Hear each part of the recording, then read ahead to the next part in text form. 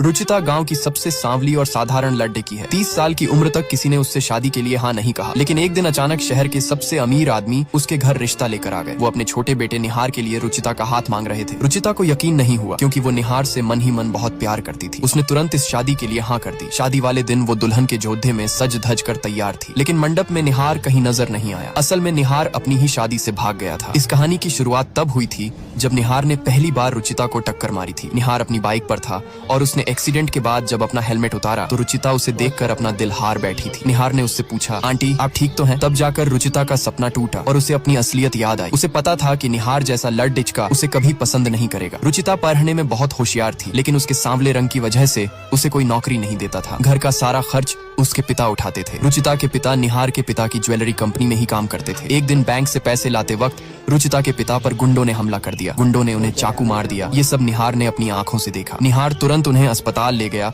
और उनकी जान बचा ली। निहार ने ही उनके इलाज का सारा बिल भी भरा था। रुचिता निहार की इस नेकी से और भी ज्यादा इम्प्रेस हो गई। उधर निहार एक बहुत ही बेगधैल और अमीरजादा लद्दच का था। वो अपनी भाभी की मुंहबोली बहन अनीता से फ्लर्ट करता था। अनीता एक बहुत ही लालची और घमंडी लड़की थी। जब निहार के पिता को इन दोनों के चक्कर के बारे में पता चला तो उन्होंने निहार की पॉकेट मनी बंद कर दी और उसे कंपनी में काम पर लगा दिया। रुचिता के पिता के घायल होने से उनकी कुर्सी खाली थी, इसीलिए निहार को उनकी जगह बिठा दिया गया। निहार को काम का कुछ अता पता नहीं था, इसलिए उसे एक असिस्टेंट की जरूरत थी। निहार ने असिस्टेंट के लिए सिर्फ खूबसूरत लड़कियों की लाइन लगा दी। ये देखकर निहार के पिता का खून खौल उठा। तभी रुचिता अपने पिता का सामान लेने कंपनी आई थी। निहार के पिता ने रुचिता की काबिलियत देखकर उसे ही निहार की असिस्टेंट बना दिया। रुचिता को निहार की असिस्टेंट बनकर बहुत खुशी थी, लेकिन निहार को रुचिता का रंग और साधारण लुक बिल्कुल पसंद नहीं आया। वो हमेशा उसे नजरअंदाज करता था और उसका नाम भी गलत बोलता था। काम के बहाने निहार अपनी गर्लफ्रेंड अनीता से मिलने चला जाता था और मजबूरी में उसे रुचिता को भी साथ ले जाना पड़ता था। अनीता को रुचिता का साथ बिल्कुल पसंद नहीं था। एक दिन अनीता ने जानबूझकर अपना पर्स गिरा दिया। जब रुचिता पर्स उठाने गई तो अनीता ने गाड़ी पीछे करके उससे कीचड़ में गिरा दिया। निहार ने जब रुचिता की यह हालत देखी तो उसे बहुत बुरा लगा। उसने अनीता के साथ डेट कैंसिल की और रुचिता को घर छोड़ने चला गया। अनीता जानती थी कि उसे फंसाना है,